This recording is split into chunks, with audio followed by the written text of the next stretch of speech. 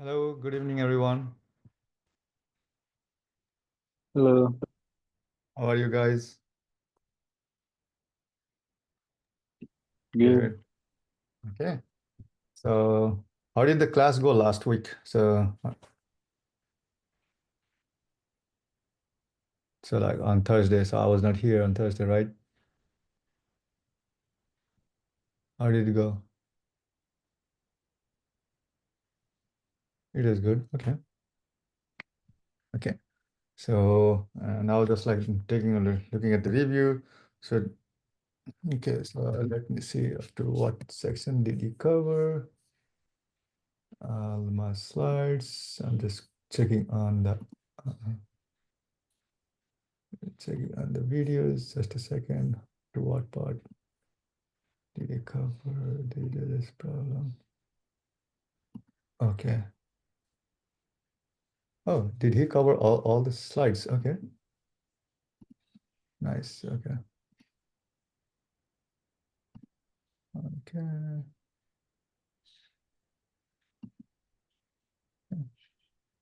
Mhm.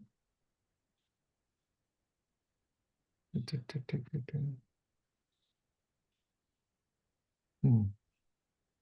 Here we go. Equilibrium of rigid body. Ah, fuck. Okay. So,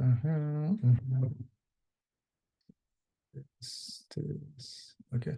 And did you guys, how did the lab go? So, how was the lab as well? It was good. I was able to finish it the same day. You were able to finish the same day. Okay, good. Good. Okay, so seems like he covered everything that I asked him. So now I just need to see if I need to go to the next chapter then. So that means I can go to the next chapter. Uh, so that means I'm like a little bit ahead of chapter 16. So like since levels, chapter elasticity and periodic. Okay. So then I'm going to cover the chapter 11, elasticity and periodic motion. Okay. And he also went through some of the example problem, right? So you guys understood the problems, right? I believe it was straightforward, easy problems. And then the lab really helped you. And like you guys did the analysis. Did you guys were you okay, let me rephrase it. Were you guys able to download Logger Pro in your computer? Okay. And then so you were able to analyze the data, right? So even though you were looking at the experiments, but like you were dealing with the data by yourself in the Logger Pro and then you were analyzing the data, right? So okay, so that was my intention. So even though it's like you're not collecting the data, but at least you are analyzing the data by yourself, like analyzing your own like is the way you should be doing it. Okay, so today we'll be covering a new chapter. It's oscillatory motion and waves, which is basically elastic motion on the periodics. Okay, so now let's see. I can share my screen. And looks like he was also using an iPad. So there was not much of a difference between his class and my class, I believe, right? Okay. So the next chapter that we will be covering about the waves. This we need to study about the waves. So until now, what did we learn is like we learned about all the mechanics, material, right? Where there's a force, push and pull, right? And now what we're going to do is that we're going to study a little bit different type of physics where only push and pull is not involved, but there is a kind of a wave also involved. So because of this push or pull, so there is creating some kind of a motions, and that kind of a motion, a different kind of a motion, and which is like a wave kind of a motion. And why do we need to study these waves? We need to study these waves because as we are studying this one, we will study about the sound waves.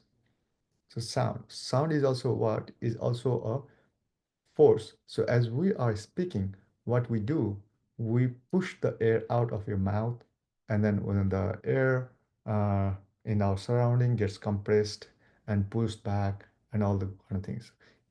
So even though you are not touching with your hand, you are still pushing with the air. So like if you can blow out an object, like so a light object with your mouth by blowing on air, right?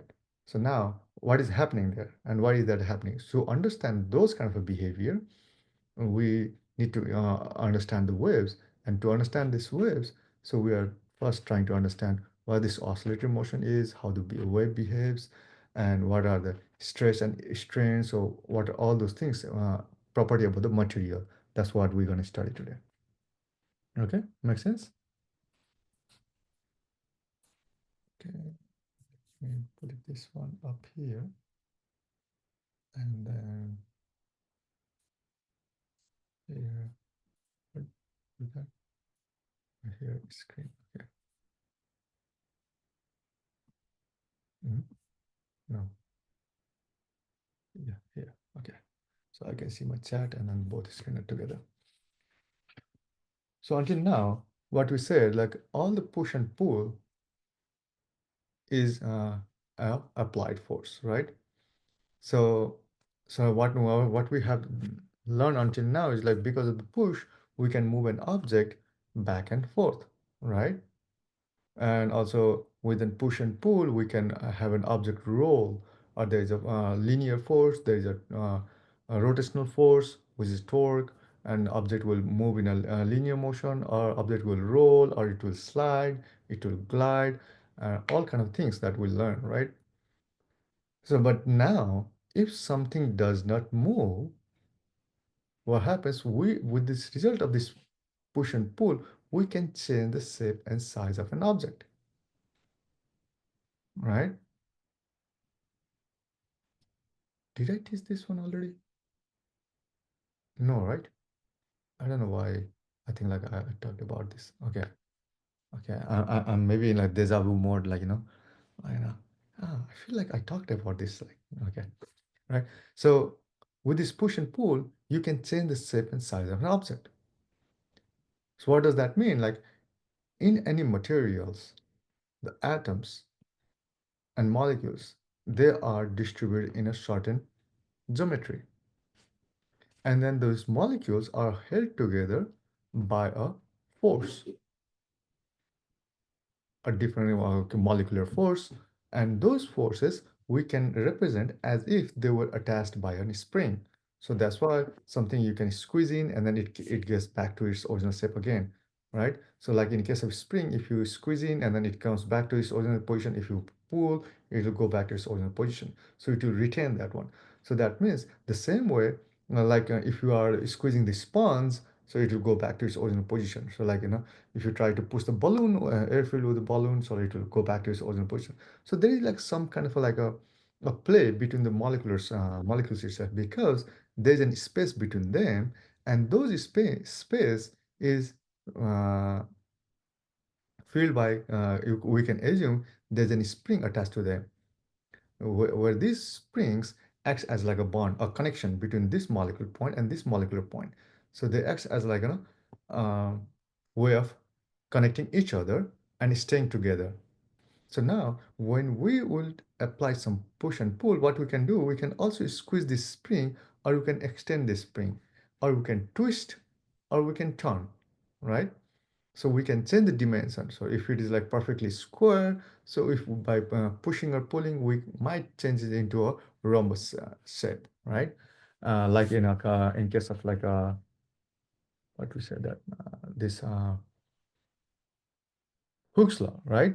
So when you push and pull, like, so you will go out of the range of like a elasticity, and then it will change its shape, where it's totally get changed. And also further you apply, you will break that one. So what does that mean? this spring that is attaching these molecules, you can break them, right? So if you um, tear a paper apart, so that means what you're doing, you're basically breaking the bond between the molecules, and then they are separated out, or something like that, right? And now, so whenever we do that, so there are like a different geometry of an object. So like suppose we have a geometry of an object which is of a like cylindrical object and of a length L. So in this case, we can apply force in a different directions. But for an example, if we apply a force along the axis of this cylinder, and then we make it so that we will elongate it by a length of delta L. So the original length is L, and if you elongate it by a length of delta L, so, and this elongation in delta L is due to the result of the applied tensile force. And this force, which is along the axis of this cylinder, is called tensile force. Okay. Is this the only force? No. In other different way that we can also apply this force, same force, another force is like if we can apply parallel to the surface, right? Perpendicular to the axis of the rotation and parallel to the surface of one of the edge of the cylinder. If the cylinder is sitting vertically up, so the bottom one is fixed, and if we apply the force here in this direction, what it does, it will deform its shape in a different direction. Rather than elongating it, it will deform its directions. And deformation, so let's say this is delta x. So this is one kind of a force, right? Again, what we can also do is, suppose if we have this cylinder and then we put it into the water, right? Inside the water, what happens? It is being compressed from all around the uh, uh, cylinder shape. So like, for example, if you go underwater and you go up to your chin level to the water, it will be hard for you to breathe easily, the way you breathe in outside in the air, outside of the water. Have you felt that? When you're all the way to like your chin level underwater, it is a little bit harder to breathe, even though your nose are out. Have you experienced that one?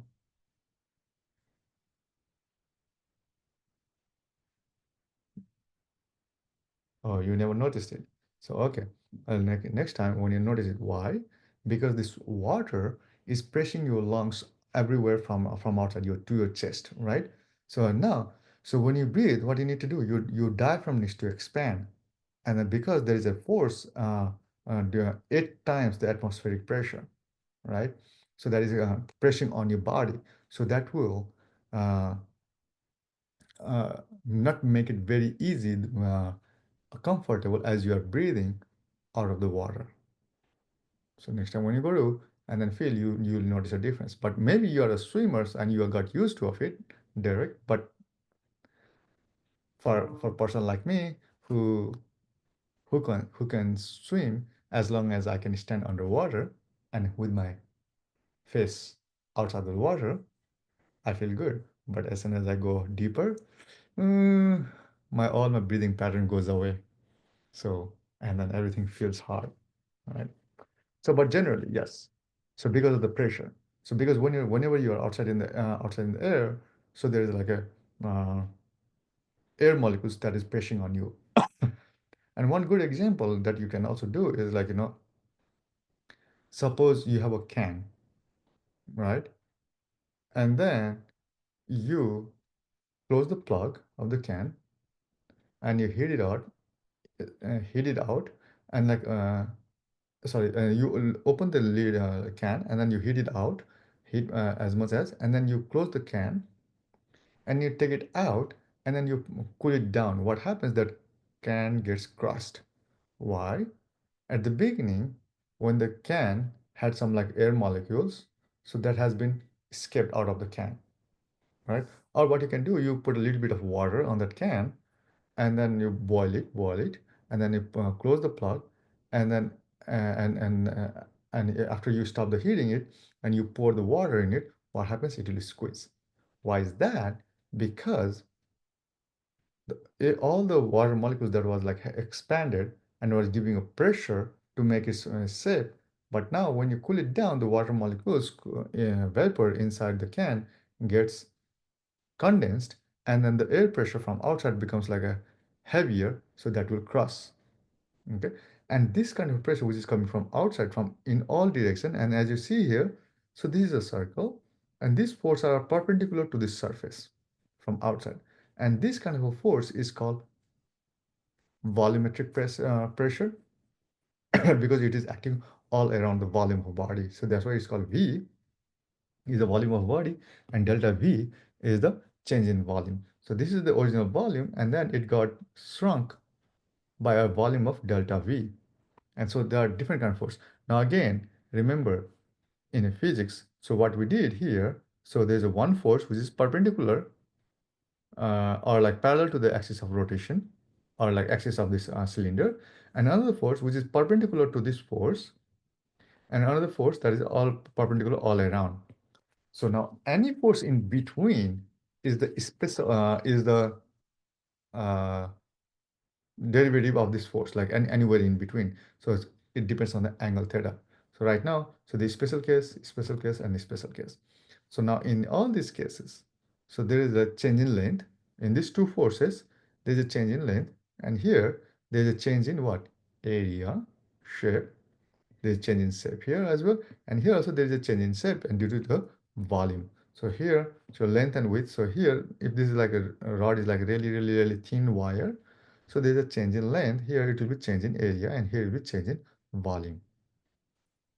So now this process of where, because of the applied force, there is a change in the area, and that is called stress and strain. So now stress is the force per unit area.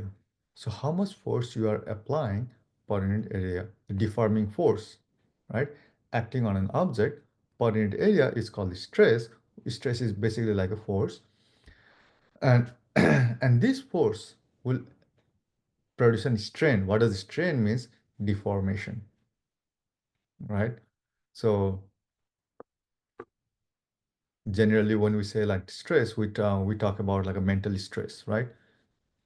People talk about, oh, during the exam I have like a lot of stress. Like stress of what? Stress of like I need to do a lot of study and all those things. If I cannot study, so then there's like a consequences. That the consequences is like you don't do better in the exam, which is kind of like a strain, deformation. So in this mechanics, so force that will cause the deforming force, and the strain is how much of deformation has been done, how much what the consequences has been done as a result of this stress acting on an object. Are you guys making sense? Following here, right? And now, so this ratio of this stress over strain, so how much stress you apply based on the and the other sorry, how much strain you get based on how much you stress you apply is a constant quantity. Okay, and now this stress over strain also depends upon the what kind of a material you have. Okay, so different material will have like different ratios. So now this constant quantity is known as the modulus of elasticity. This ratio, this constant quantity, okay, is known as the modulus of elasticity. Now what does that mean? So now to produce certain strain or like certain deformation, if I have to apply a huge amount of force, what does that tell me? What does that tell me about the material? If I have to apply a very huge amount of force to change the shape of an object, what does that tell me? And then we did cover a little bit in our Hooke's law chapter.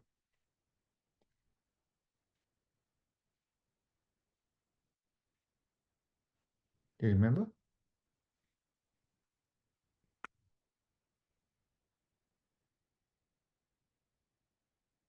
Okay.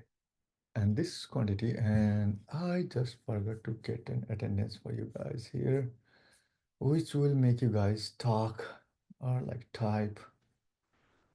Okay, let me see. What is my attendance?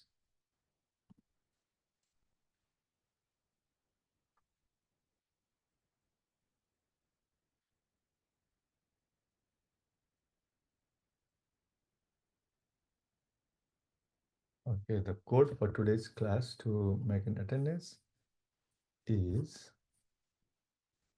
what happened? Where is it at? 4883. Use this code to check in for the class. Okay. So now this modulus of elasticity, what does that mean? Is like to change the set.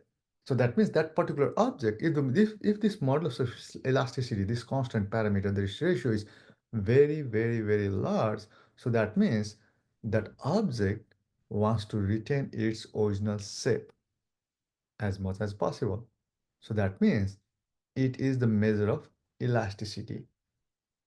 Remember last time we talked about is a steel ball has like more elasticity than a rubber ball. Do you guys remember? Does the steel wire has a more elasticity than a rubber string? Do you guys remember? Yes, no, maybe. Yeah, right? So now, so this is what is called the modulus of elasticity. Okay, and it also depends on the geometry. It's not only based on like the material, but it also depends on the geometry. This Young's modulus of elasticity. So now this, let's assume, so this is a cylindrical rod and we apply a force and that will cause a change in length of delta L. And this kind of stress, because again, stress comes in a different way, right? Uh, one along the axis, parallel to the surface, perpendicular to the surface, all around, right? So now to differentiate those kind of different kind of stress, this first one is called a tensile stress. So you know the tension along the length, along the rope, right? So whenever you're pulling a rope around the pulley, so tension is along the string, along the length. So that's why this is called a tensile stress, tension, tensile. Make sense? That's how it will be much more easier for you to remember. So these are tensile stress. And this one is called a shearing stress because it will shave off the shape of an object. Shearing stress, and this is called either a hydraulic stress or a volumetric stress.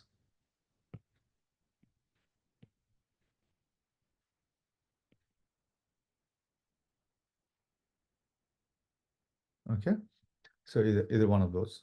Well, it's the same thing. Uh, it's a hydraulic stress or a volumetric stress, and then this is a tensile stress. And this constant, it depends upon what kind of stress we are talking about. Okay, so this for one, so this modulus elasticity is for, and this kind of like a modulus elasticity along the length is called Young's modulus.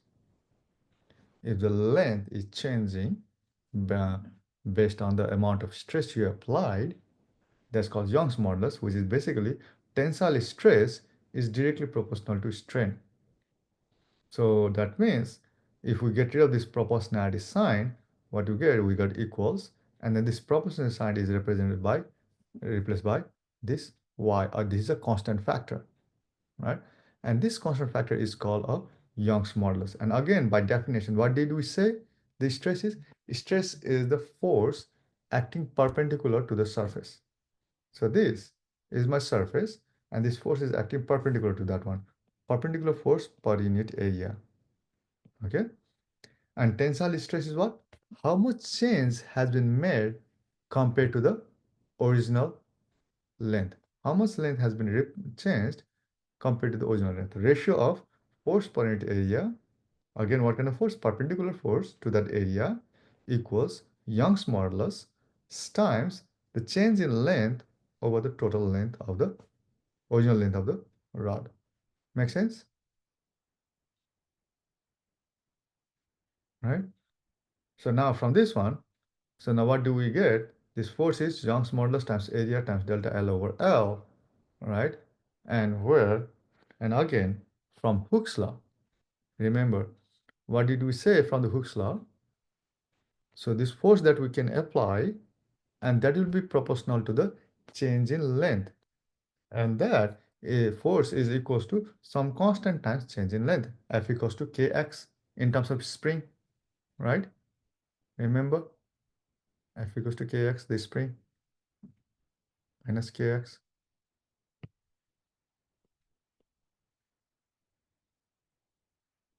Remember this expression?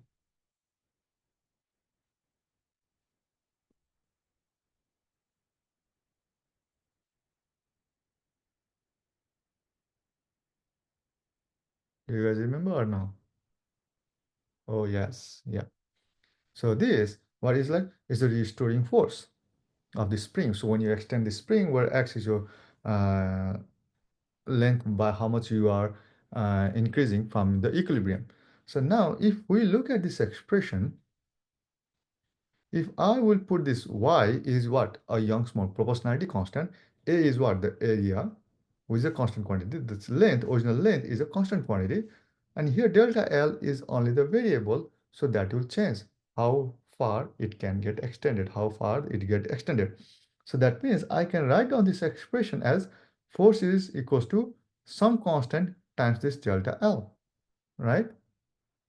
So now if you compare this Hooke's law, this spring constant K is same as YA over L, the constant K, right? So that means this K, the proportionality constant from the Hooke's law, depends upon the Young's modulus of this material, which depend upon what is the area and what is the original length. So that's why it means it depends on the uh, geometry, right? So now uh, if we have a spring and that spring has like a larger diameter or radius, so what happens? This K will get larger. In the same spring, if you make this diameter A really, really small, what happens? The spring constant K will be small, even though it is made of the same material, right? Makes sense? If I have a very thick rod, right? Makes sense? Yes, no?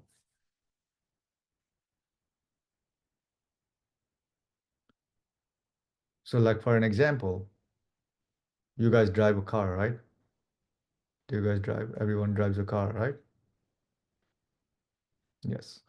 And then your your car has like what? This shock absorber, right? The spring attached to the wheel so that you don't get that jerk effect while you're driving on the road so that it will absorb this any kind of like a bumpy roads, right? Or you guys have not paid attention.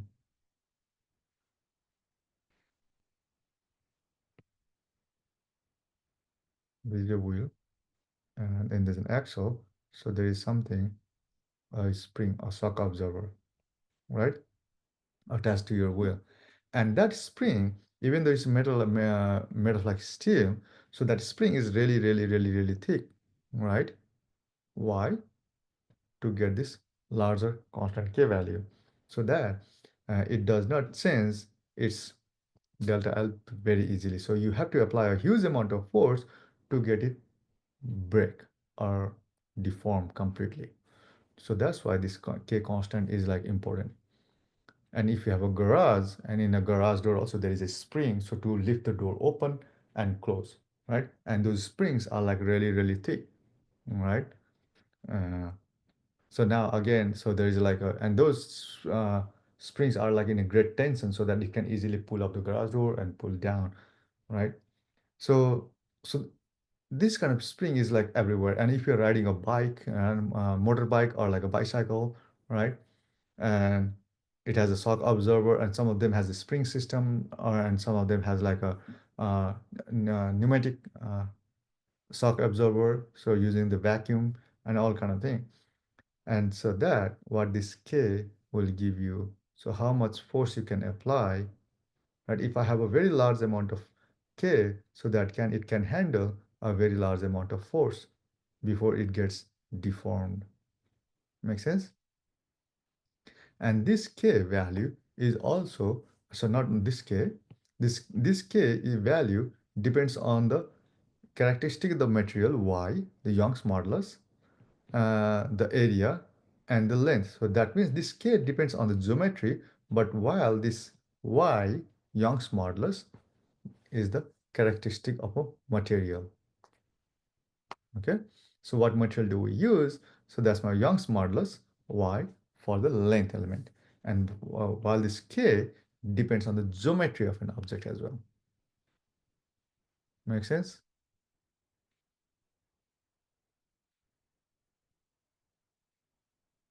Okay. So now the shear modulus. So what is the shear modulus? Now, again, this is only talking about like changing in a length, but now shear stress, again, same thing, like a tensile stress is proportional to the strain. So shear stress is proportional to the shearing strain. And then in this case, in the tensile, we have this constant factor, we call it Y. In shearing stress, we call it S. Again, so we have only 26 letters. So that's why sometimes S is a distance, sometimes S is a shearing stress, sometimes uh, so different parameters, right? So, but again, so when you are talking about in this case, the shearing stress is S.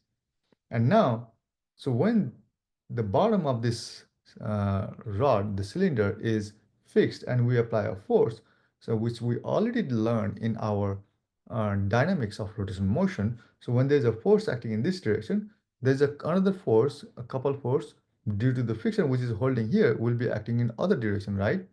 So these two force act as a couple, right? So which is holding this place on a ground, right? So there's a force. Now because of this rod will tilt like a leaning tower of Pisa, a little bit on the side. So now this tilt, like linear distance, what has been moved the top side,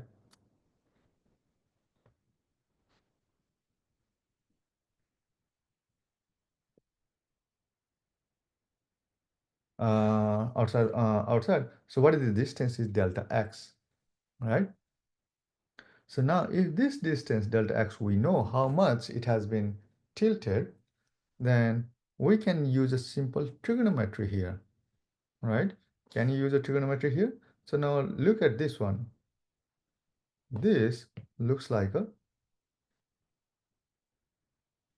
right triangle because this is 90 degree, right? Now this looks like a right triangle, right?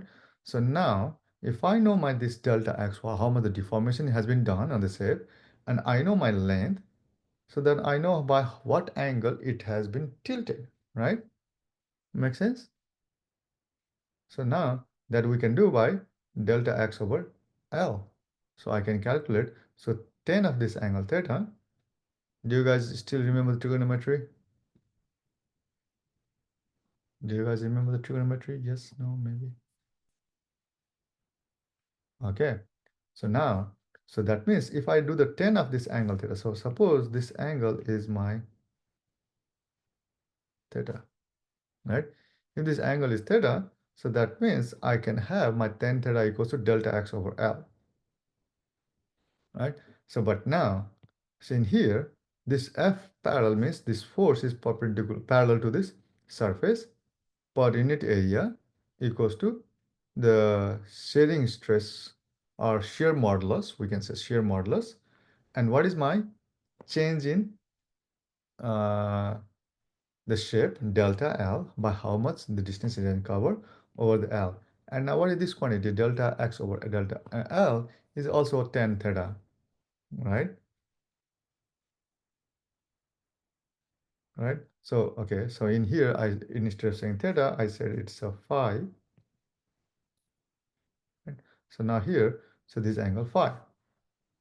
So this basically, the parallel force over the area is equal to shearing modulus times the tan of angle phi. So that means if I will twist something and if I know by how much angle it has been tilted, then I can calculate my shearing modulus. If I know what's the amount of force I'm applying and at what area, right? And then We can also calculate this shearing deformation delta x is equals to 1 over L, all this term, right?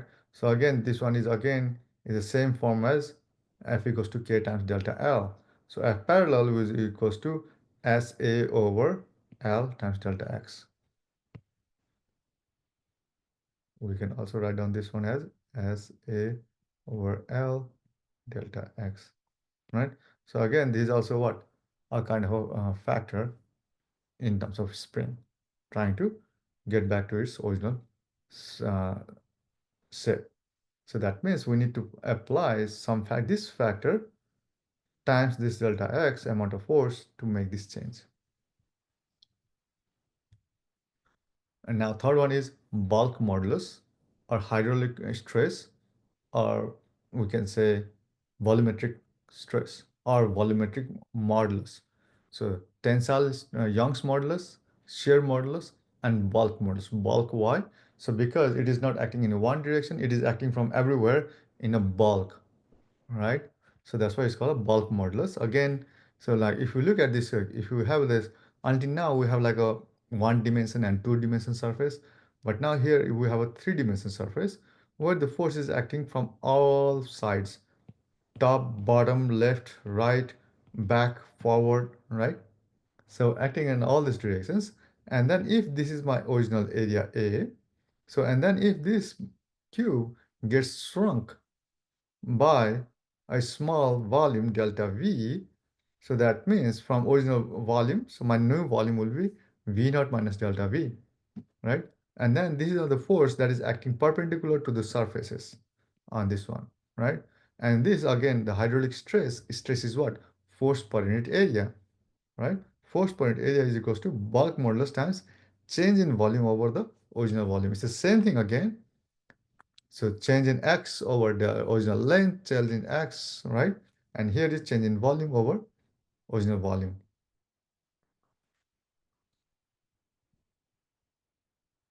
So now, so this, what kind of force is this? This force is acting from all sides. It's not only one side. It's not only top, bottom, or like to the sides. It is acting everywhere. And now, based on that one, what we call that force per unit area is called what? A pressure. So this pressure is equals to bulk modulus times change in volume over V naught.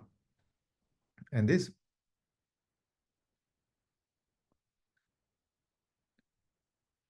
yes, exactly. You're right, Derek. Right?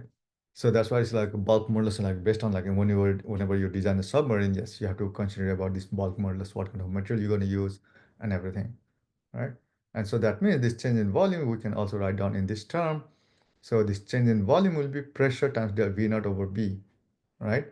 So now, if your bulk modulus is like really, really, really, really large, the material that you picked, B has like very large. So what will be my change in volume?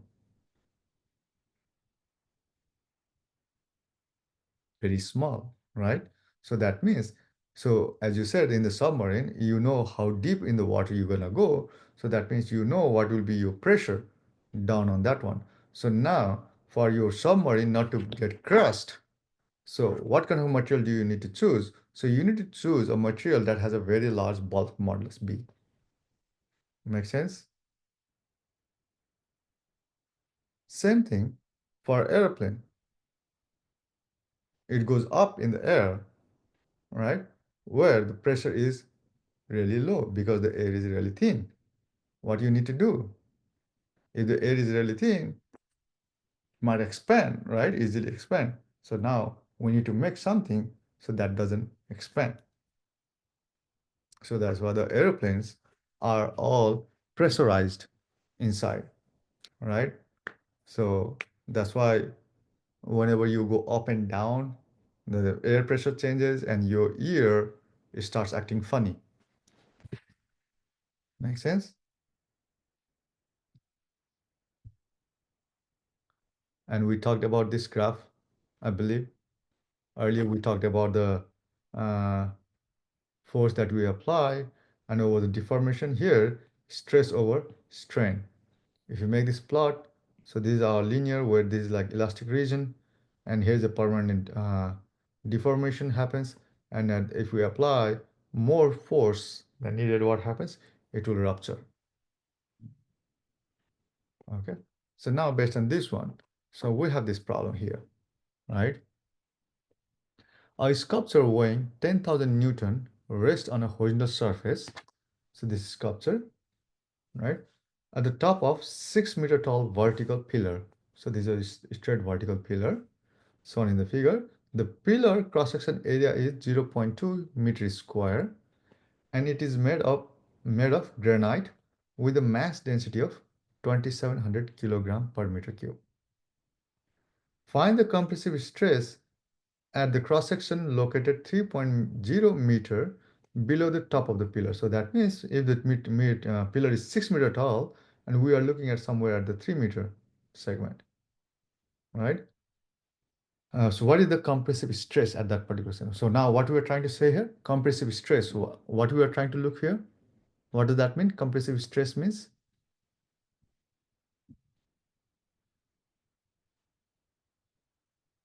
what we are looking here?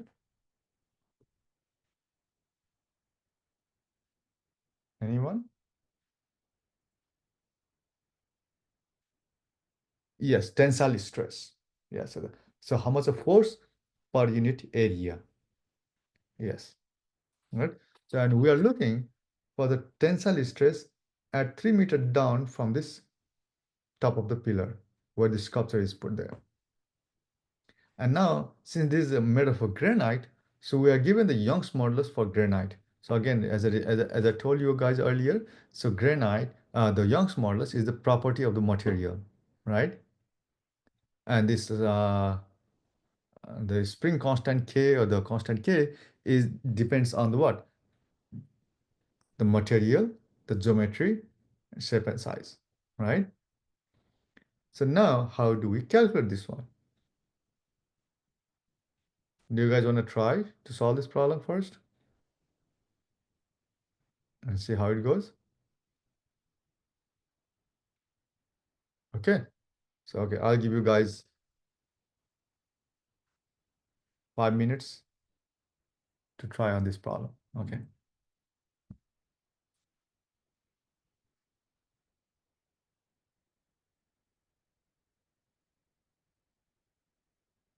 Go ahead and try. In the meantime, I'll be back in 2 minutes.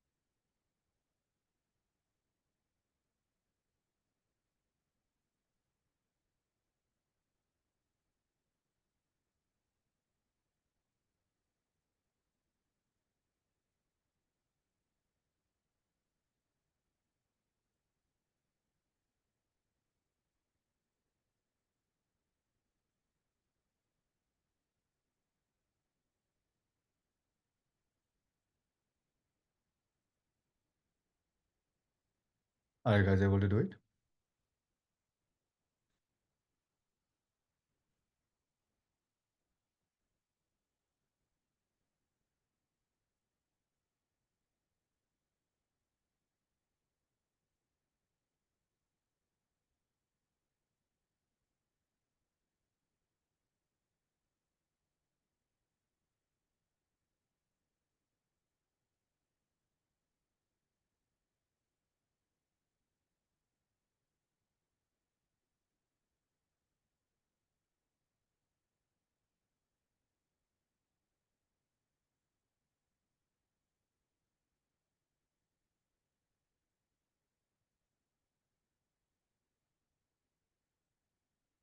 Did you guys do it?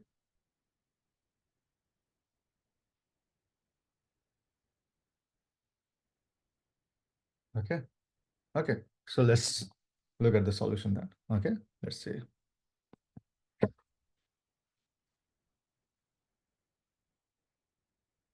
Okay.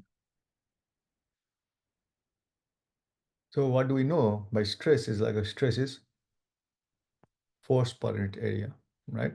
So again, remember when we're trying to do stress, compressive stress at this particular length, 3 meter. So that means this mass of this pillar itself is also contributing to the compressive stress on top of this sculpture, right? So that means what we need to do, we need to calculate this stress because of this mass itself. So that means the volume of the pillar segment of height, which is 3 meter, and the cross section of this is my volume, right? And so now if I know my volume and the density is given, so that means I know what is the mass of this section of this pillar. So which is 1.6 10 to the 3 kilogram, right? So this is my mass. So stress is basically force per unit area. So now to calculate the force, which is equals to mass times gravity. So this is the amount of force of the half of the pillar, all right? So this is of the Newton. So that means the weight of the sculpture, which is equals to 1.010 to the 4. So that Newton. And so now this force is acting directly downwards, and this amount of Newton is also acting directly downwards. So both of these force is acting together at the 3 meter high, right? So that means what is my force is like WP, or the pillar, so weight of the sculpture. So this is the amount of force that is acting on this pillar. So now if I divide this by area, so then I will get my uh, stress, right?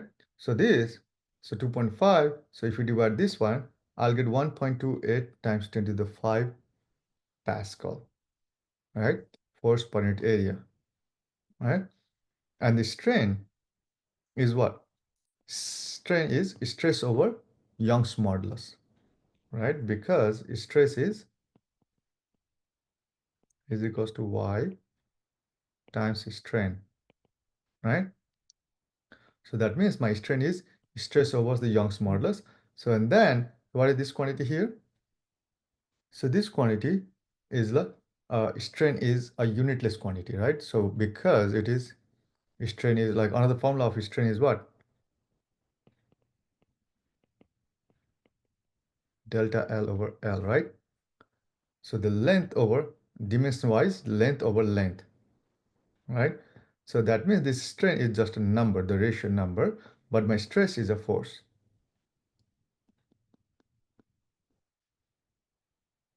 And this is my stress. So did you figure out where did you do a mistake, Derek?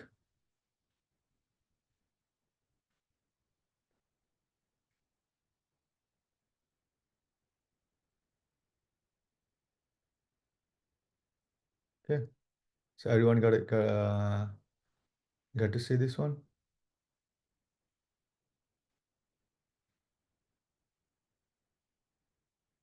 Okay. So notice that the normal force acting on the cross-sectional area of the pillar is not constant along its length, but varies from its smaller value at the top to the larger value at the bottom of the pillar. Thus, if the pillar is a uniform cross-sectional area of the length, the stress is larger at the base. Okay. Right. So now again, so here in this assumption is we took this whole length of a block of the same force. So what this significance is talking about is like each sections adds up, right?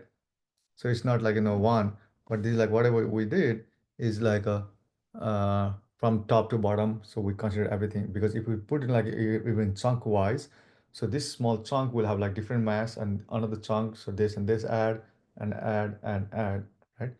So meaning this section here, different force, this section here. But again, so these are like what in a uniform. If we say this is like uniformly distributed, then yes, those whatever the mass times volume, the expression here, the mass is density times volume. That's what we did for the calculate the mass. Considering this density is a uniform quantity here. Okay, considering this density is uniform quantity, so this is what it is. Make sense? And now let's see. And also, so this is like a very good example here. Uh, you know, whenever you go to your car shop, since you and then your car is lifted up, right? And then so there's a have you heard about like this? Have you used this jack to lift your car? The air jack, pneumatic jack? If not, yes, okay, good. Okay, so that means you understand what this is doing here.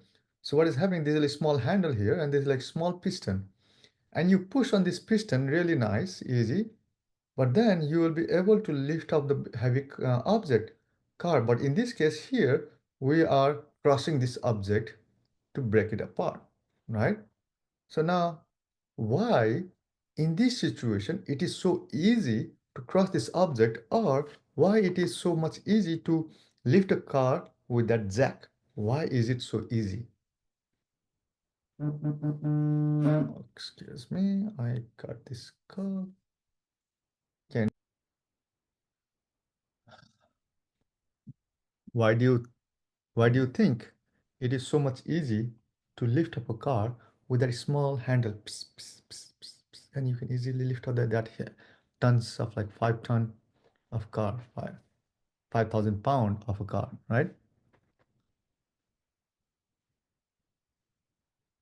Anyone, any idea? Any guess?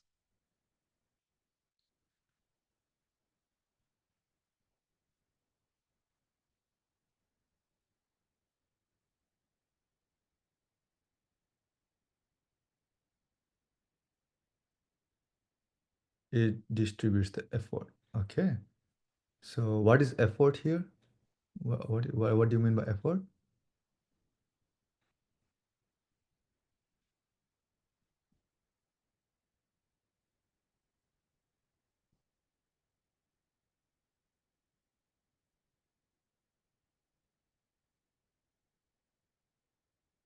The force needed. Okay. Mm,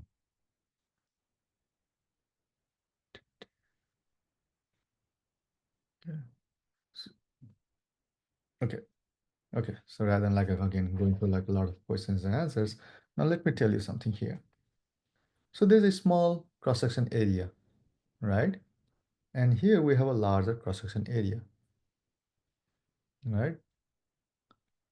So what we said about the stress is what? What is the definition of stress?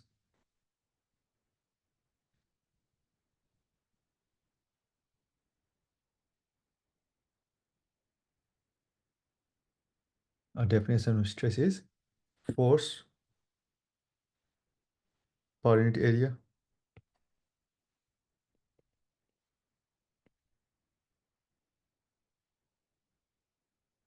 right?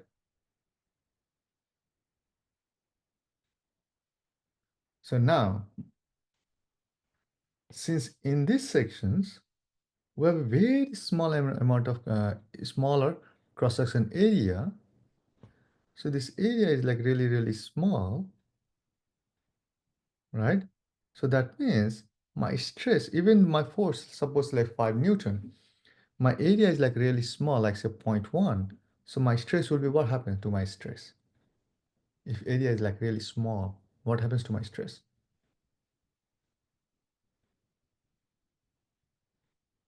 If I'm applying the same amount of force.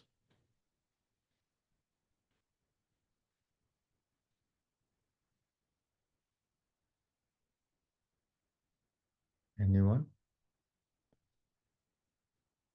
Oh, Dustin is not here today, so that's why the class is so quiet. Come on, guys, take a lead. Corina, I like it. Derek, I like it. Mary, Jacob, Sean.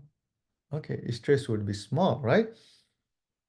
No, if the area is like really small, the stress will be. If area is like really small, my stress will be because this area is in what? In denominator, right? Yes. If my area is like really small, my stress is really large here, even though I'm applying with a small amount of force. And remember, the pressure. I don't know if you have read in a high school in your physics or not.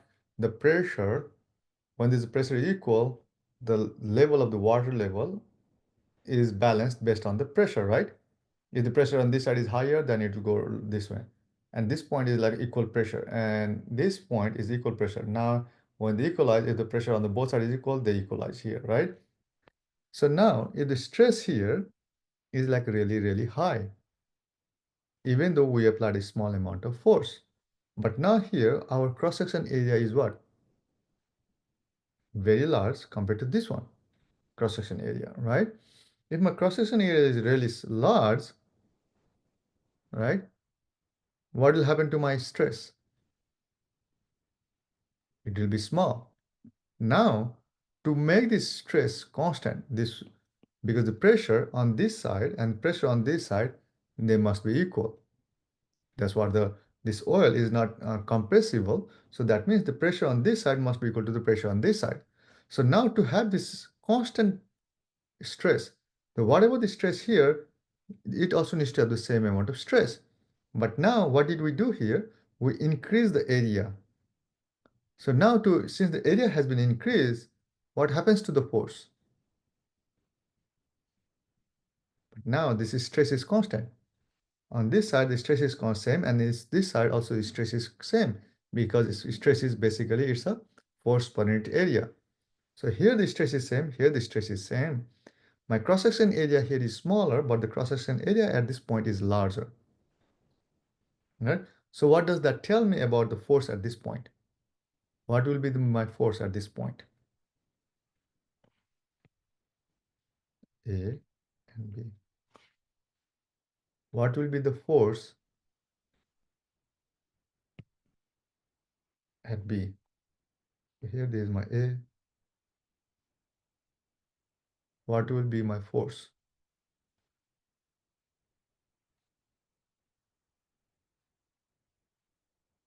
Because stress is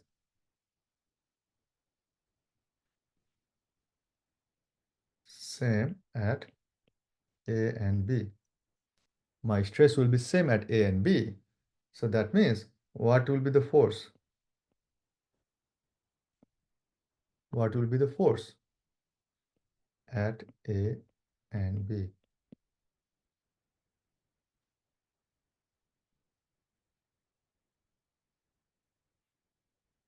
Anyone?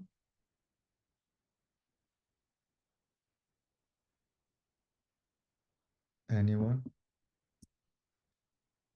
Force at B will be bigger, right?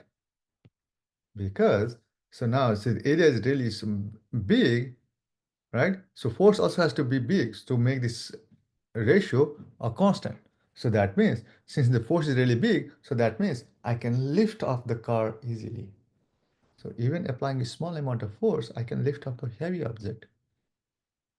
Isn't that interesting?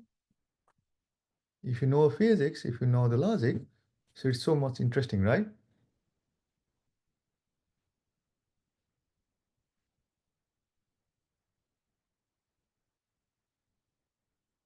Yes, no, maybe. Pretty cool, right? So now, and this kind of a pressure is called like a hydraulic pressure because here is what we are using oil. So now the force is coming from the all side, all corners, and this is like hydraulic pressure. So now here in a hydraulic press, a 250 liter of volume of oil is subjected to a 2300 psi pressure increase. So that means I'm increasing a pressure of 2300 psi. If the compressibility of the oil is 2.2 times 10 to the negative 5 per atmosphere. So that means if I'm giving a 1 atmospheric pressure, the oil is compressed by 2 times 10 to the negative 5 or really small compressibility. So that means this oil does not really compress, right? So there is no room. So that means if you put a pressure here, it will transport to the other side. Find the bulk strain and the absolute decrease in volume of oil when the press is operating. So when we are operating this press, so what will happen, right? Now let's see this problem. So what do we know the bulk strain? So strain is change in volume over the original volume. And this is equals to what? Change in pressure. Again, so what is the bulk stress? Force per unit area is equals to bulk stress change in volume over the original volume. What is this quantity? It's nothing but a pressure, right? And that's what we have here. V. So now here, this is P. So now what it's trying to do is trying to do change in pressure. What is the pressure here and what is the pressure? That's what it's trying to see here, delta P here. So now if I am applying external pressure of 2300 psi at this point, right? So that pressure, so that what will be my bulk strain? So now, if you look at this one, so what is the compressibility of the oil? 2.0 times 10 to the negative 5 per atmosphere. Is there a unit? It's not a unit. So what it is giving me? So that quantity is delta V over V, which is 2.0 times 10 to the negative 5, right? So that's my bulk uh, modulus. And then, so we are giving a pressure of what? 2300 psi. So this 2300 psi is about to like 160 atmosphere. So this is my bulk strain.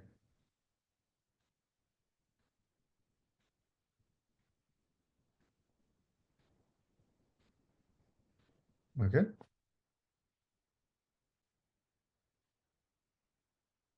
Yes. So this is my bulk strain. Okay. And now the change in volume is what? So change in volume is delta V over V naught equals this quantity. So now I can get my change in volume delta V equals to 0.032 times V naught, which is 0.78 liter. So that means if I'm applying this amount of pressure, so my volume of the oil, so 250 liter of oil will almost change by an amount of 1 liter. So 250 liter will be compressed to about like 249.78 is like what? Oh, 249.32, right? So that will be my volume.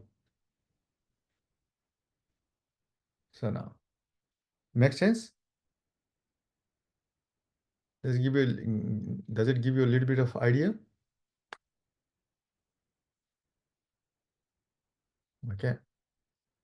So now that leads into a different one called periodic motion. Now we know force is equals to K times the displacement or like the compression or like expansion, right? Delta P. And that gives us to a new topic, periodic motion, which we already covered last time as well.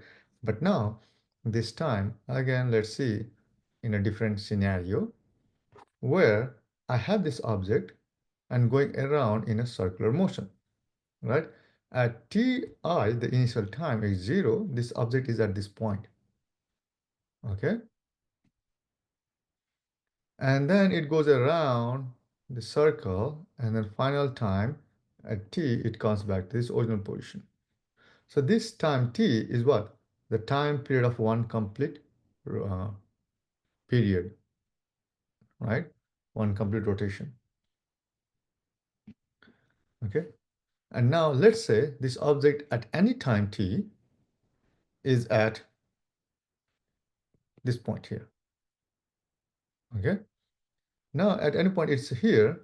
So what is my x position and y position? The my x if this angle if makes an angle theta with the x-axis, my x component is a cos theta, and my y component is a sine theta. Right?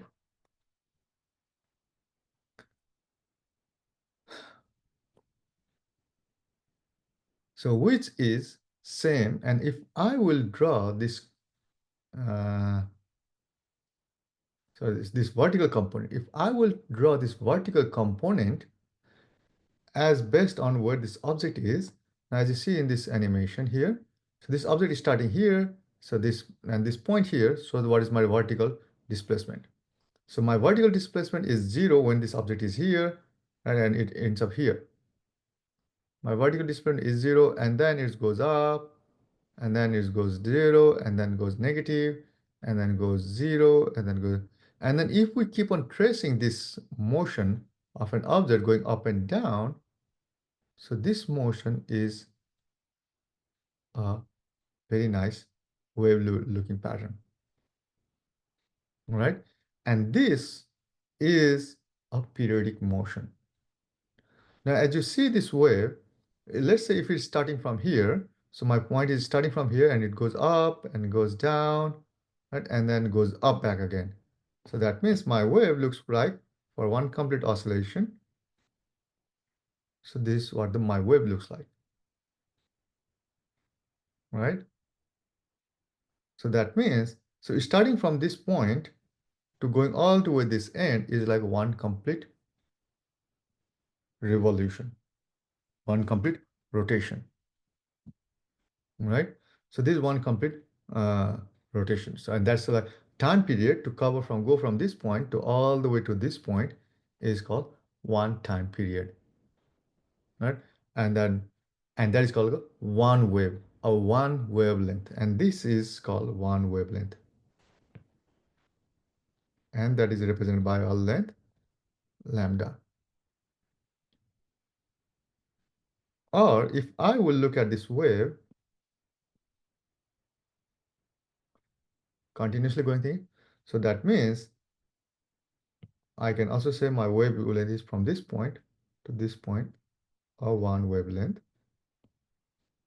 or this point to this point, or one wavelength, or from this point to this point, one wavelength. Make sense? Does it make sense? Okay. So now this point will be like really tricky. So from here, so like from, and again, so this top part is called a crest, is called crest.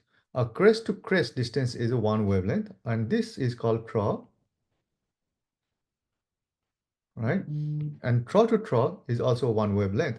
But now from this center point to center point is not one wavelength. Every other this 0 point is one wavelength. Because here, if you see it's going up, at this point it is going down. So remember, so they are not the same directions. Even though magnitude value is 0, in this point it's going down, and at this point it's going up. So it is going up and going up. So they represent the same point, but they are not the same at this point. Make sense? So one wavelength is one complete wave here. So like first one is 0 here and another 0 is here, right? And so that's why this position and this position are not the same. So from here to here is from going from here to here, this half of the wave. So that's why it's called a half of the wave, and complete wave is going from here all the way around. Okay? Make sense?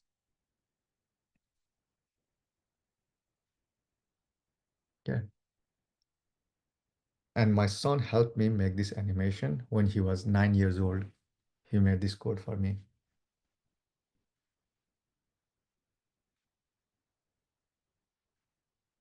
So now this frequency is 1 over t. So that's the frequency. So 1 over the time period of oscillation is called the frequency t. And this omega is 2 pi over t. So it is like a 2 pi is the total angular displacement over the time taken, right? So this is what? Displacement over time. And this displacement over time is what? Angular velocity omega. And now from this definition of frequency, which frequency is 1 over time. So I can write down this angular velocity as 2 pi f. So that's why this omega is related to what? This frequency t, sorry, f. So that's why this angular velocity omega is also called angular frequency. And the angular frequency and the angular velocity, they are the same thing. Make sense? Yes, no, maybe.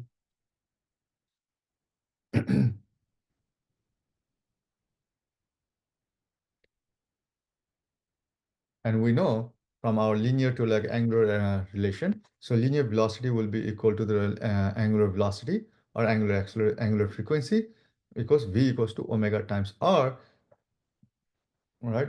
And given the velocity in this part, in this circular motion, velocity is perpendicular to this radius arm. So that's why, so there is no sine theta. Okay. And now, what is the direction of this omega in this particular motion? What is the direction of omega? So we know the velocity is in this direction, perpendicular direction, upward to the phase. So what is the direction of omega in this circular motion here?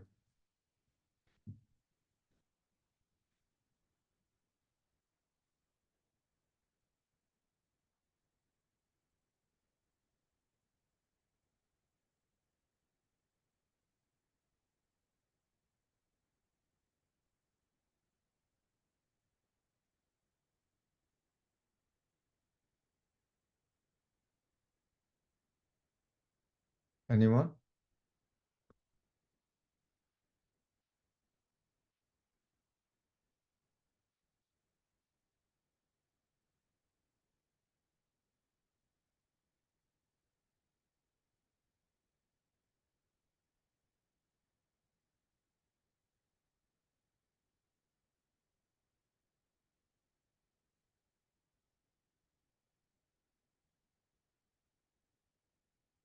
Anyone?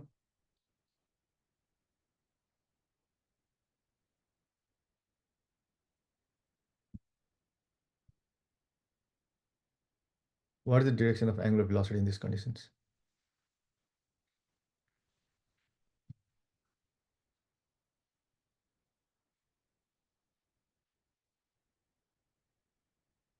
Everyone is sleeping? Yes, no, don't know.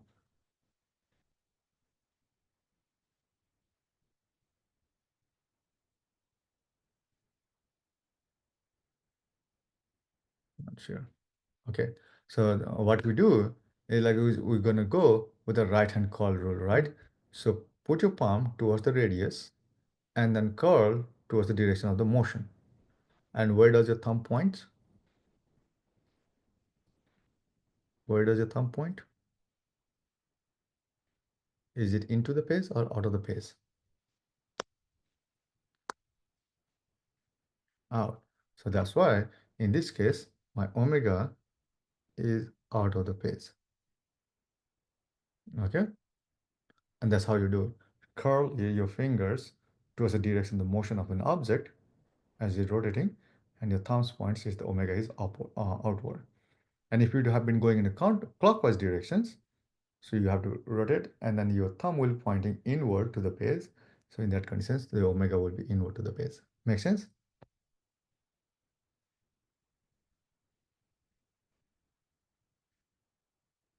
Now, so since we see when object is going in a circular motion, we see this simple, very nice simple harmonic motion, right? Going in a circular motion around, round, and round.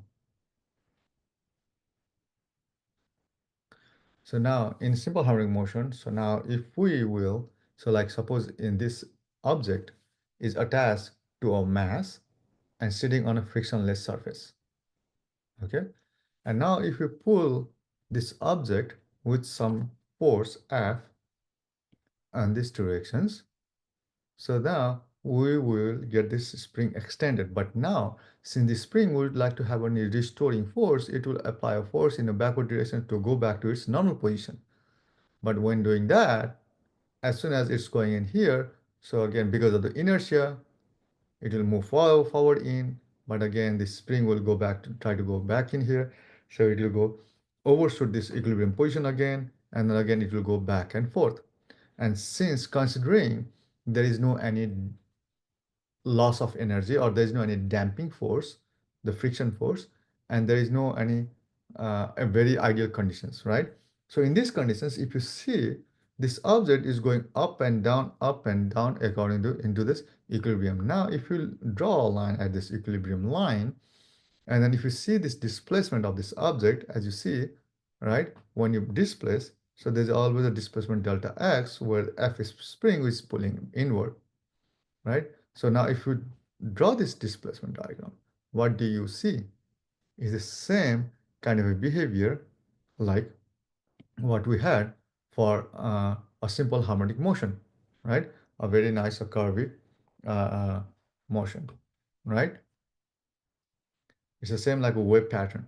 Now again, from this point to this point is like one complete wavelength, right? Because even though this is 0 point, this is 0 point. So from here to here, it is again a same one complete wavelength, right? Because the direction of the force and direction of force at this particular point, we are again the same direction and the position is also equilibrium position. Make sense? So this kind of motion we can also, now here what did we do? We took a different time snap of this oscillating spring, but now same thing we can do by hanging in spring, and then there's a roll of paper, and then we keep on like rolling this paper based on this oscillation. What you'll do, it will describe, it will, what do you call that? It will trace a line which would be similar to like this kind of motion, which is simple harmonic motion. So that means the linear motion moving back and forth, we can represent by something object going in a circular motion as well. Okay, which is this. So again, here in when object is moving in a circular motion, we see the same simple harmonic motion of like wave motion here as you see in here or as you see in here. Make sense? Make sense? Yes, no, maybe.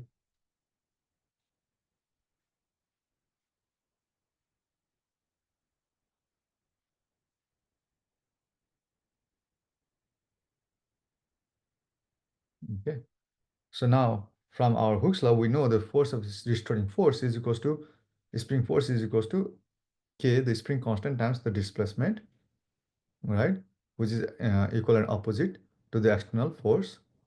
Now, if we say, and because of this external force that we apply, so this object is getting an acceleration of ax, right?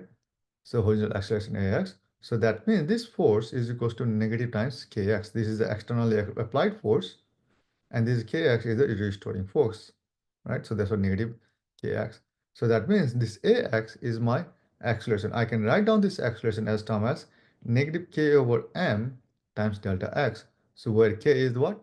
A spring constant, right? So I can write down my acceleration as this quantity. Make sense? Yes, no, maybe. You guys are so quiet today. What happened? Are you guys not in a mood to study today?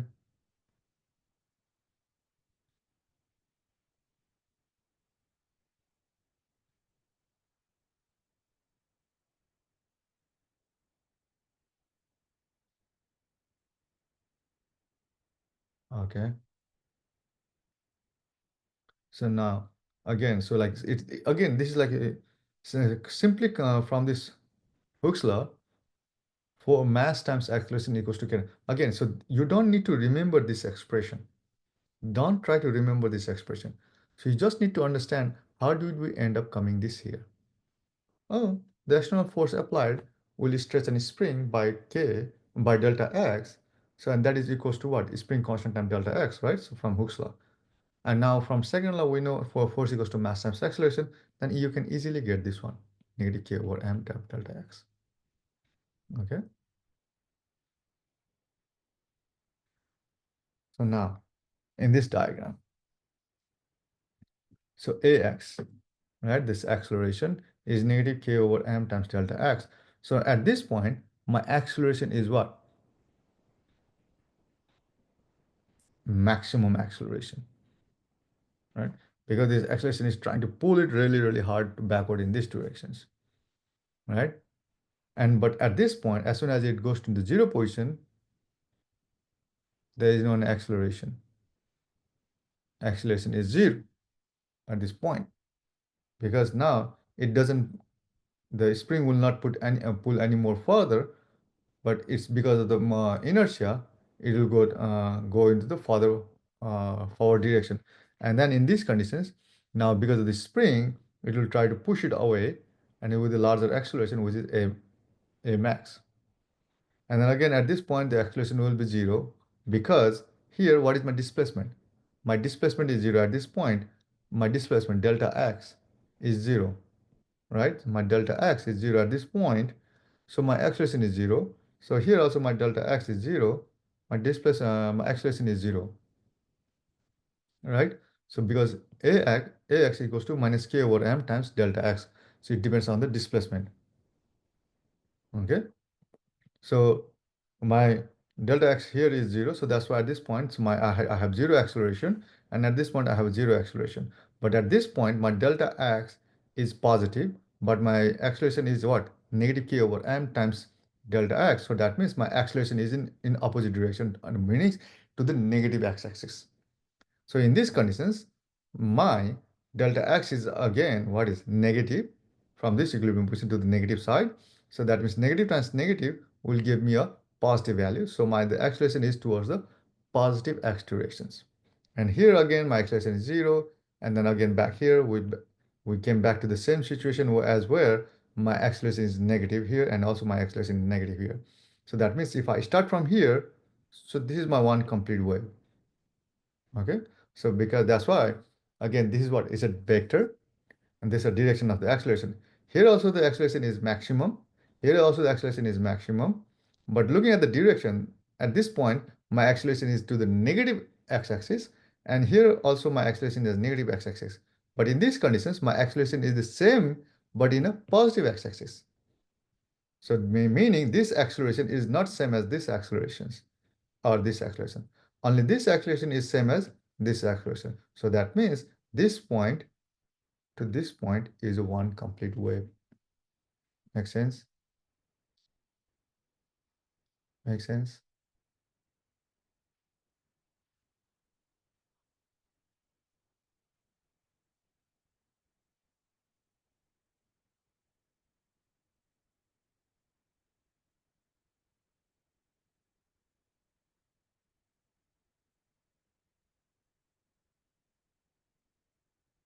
So now, since we did this based on this acceleration, so now let's see how does it look like in terms of velocity.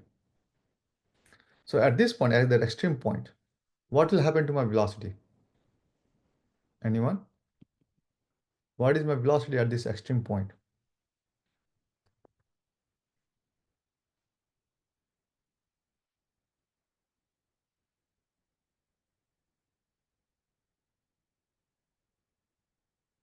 Velocity at this point? Zero, right? Because it is momentarily at its rest, because it's going all the way, and then it's a turning point, right? At the turning, my velocity is zero, right? And when my velocity is zero, what is my acceleration? Acceleration is maximum. And at this point, what is my velocity? At this point, what is my velocity?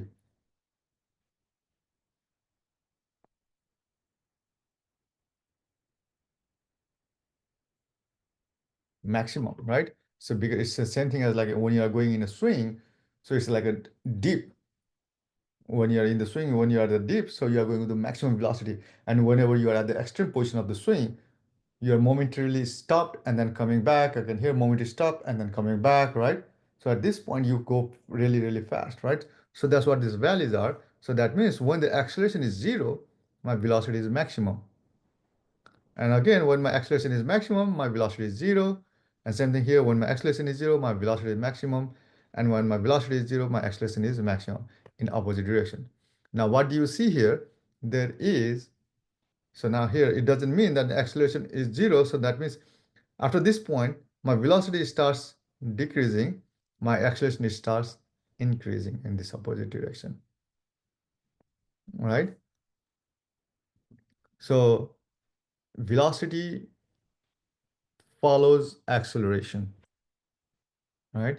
So because the velocity went up, the machine's acceleration is in this direction, and then it will take time to respond and get back to this direction. So that means velocity is behind the acceleration.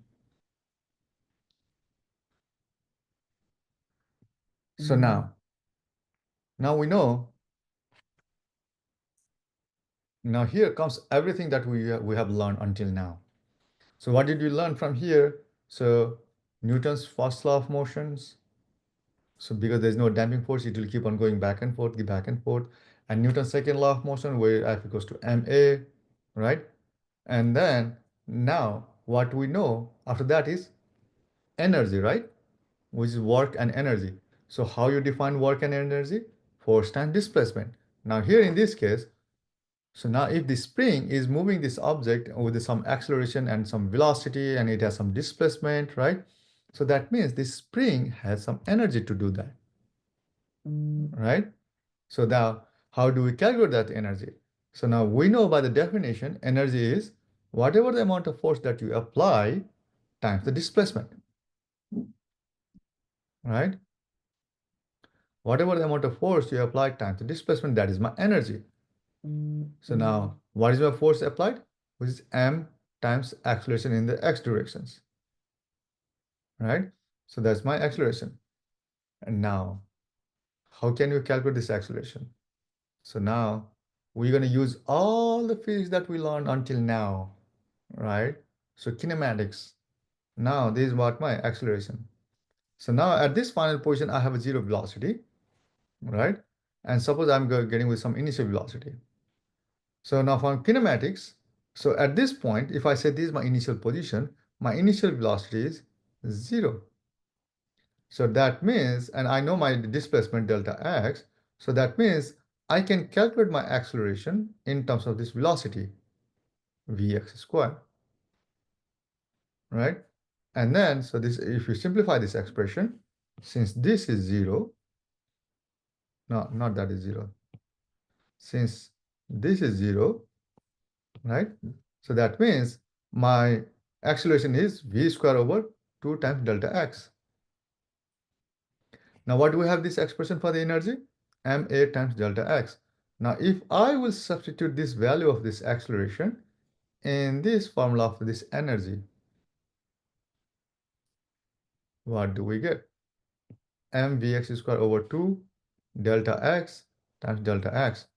Now this delta x and this delta x, they cancel each other, right? And then what do we get? Half mv squared. Ta-da! Right? Even for the spring system, you get this energy, which is half mv squared. What is vx squared is what? So vx is the maximum velocity at this particular point in these conditions, right?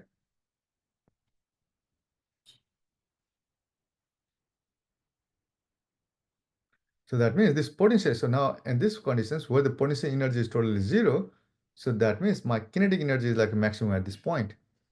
And here my potential energy is maximum, but my kinetic energy is zero because the velocity is zero, my kinetic energy is zero, and but I have my potential energy ma delta x, right? So at this point, I have a delta x and I have an acceleration. So that means at this point, I have more of this energy, which is ma delta x. But at this point, I have a equals to 0, my delta x equals to 0. So I don't have this potential energy. What do I have? The maximum velocity. So that means at this point, my energy is half mv squared. So maximum kinetic energy. So what does that mean? My potential energy is converted into kinetic energy. Here, my potential, I have like all 100% potential energy. At this point, I have all 100% kinetic energy. So anything in between is a mix of potential and kinetic energy. Make sense?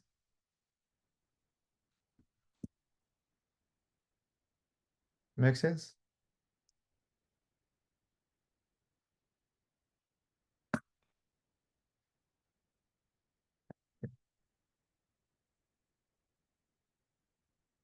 Now, same thing from the Hooke's law, we can also look at this diagram and then see uh, if we draw force versus the displacement, right? So what we know from the this definition of force in the spring, where the k is the spring constant times and displacement x, right? F equals to kx. Now, what kind of equation is this F equals to kx? From geometry or like from coordinate geometry or from algebra, what kind of relation is this? F equals to kx. What kind of relation it is?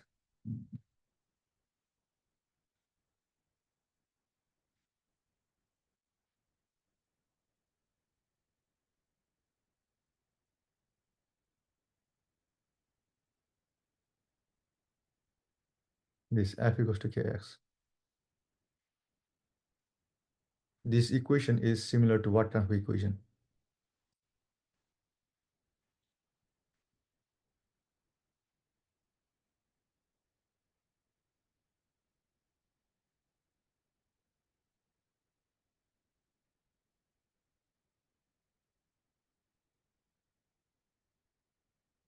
Anyone? If you guys participate, then it will be very nice.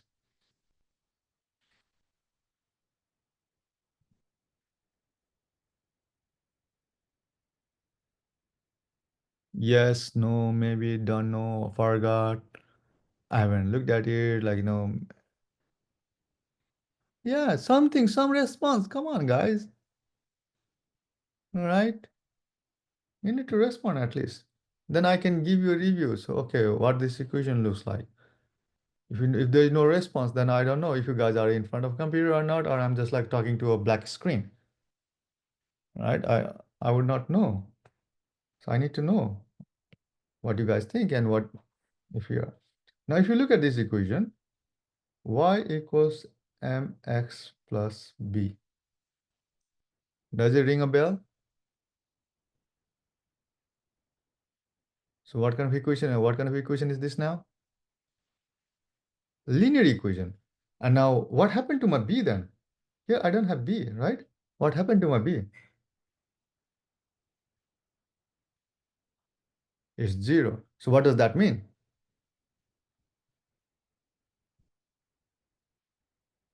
Intercept at 0. So that means my line goes through the same origin of this xy axis and then uh, and a straight line. Force versus displacement is a straight line going passing through the origin. So this is what my equation is when we say the force is k times x, right? So now here I didn't put the negative sign here. So assuming rather than like an applied force, I'm looking at the force due to the spring here, right? Restoring force. Here I'm looking at the restoring force in the spring, right? So now there's a force, restoring force, and restoring force keeps on increasing as we keep on increasing the displacement. Now at any point, if I will draw a projection onto this x-axis, right? And what does this make? A very nice right triangle, right? And what is the area of the triangle? Half times base times the height. Half times this base times the height. So this is my area of the triangle, right? So yes, right? So this is my area of the triangle. So now if we go back to the definition of this work is what? Force times displacement, right? So what is my force? So this is my force here. So this is my displacement. So this is my force, right? So now at this point is the force. But now going from this point to this point, what is my force? Going from this point to this point, what is my force? What kind of force do I need to take? At this point, my force is 0. At this point is 0. At this point, my force is kx. So what is my force? So my average force is what? So this bar means an average. You guys are not comfortable with that one maybe. So the average force is 0 plus kx divided by 2, right? So that is basically this average force is half kx going from this point to this point. So that means my work is displacement times the force. What is half kx, right? And what does this give me? My work is equal to half kx squared. And now this work is depends on what? Displacement. How far you have stretched your spring. Larger the distance you stretch your string, larger the work, right? So that means my potential energy is half kx squared. So now this is based on the displacement, and this energy is called a potential energy because this potential energy is based on what? Is based on the stress displacement. Make sense? Make sense?